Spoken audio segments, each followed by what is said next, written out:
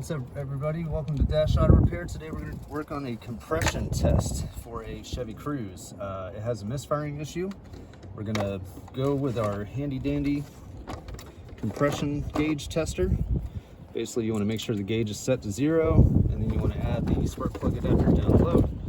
And now what you want to do to ensure you're testing this appropriately is you want to do one cylinder at a time. The other plugs need to be in there. Not too tight, but basically we're starting with either cylinder 3 or cylinder 2.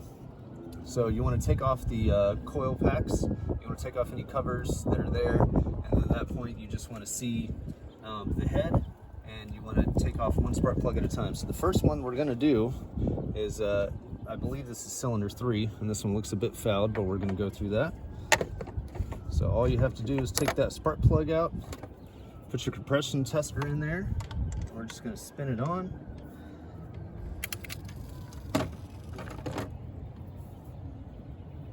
You want to do this all by hand. You never want to use any ratcheting system for this because you could strip the threads, and that is the last thing you want because you'll have to take the entire head off, get it refinished, and all that crap.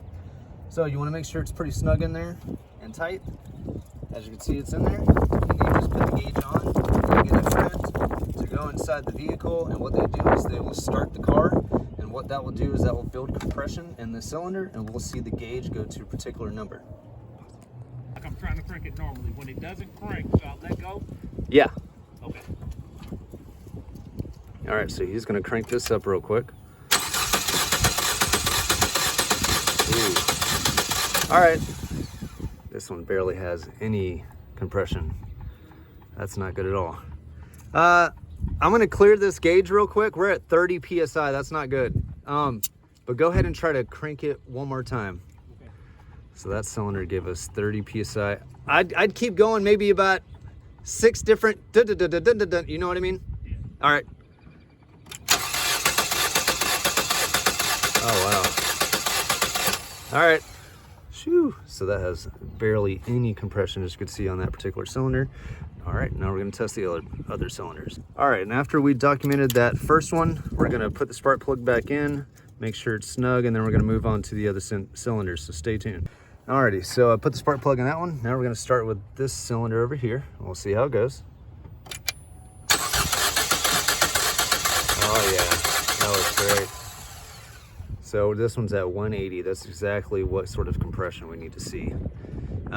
Yeah, that looks good. Go ahead and hop out over here. Let me show you.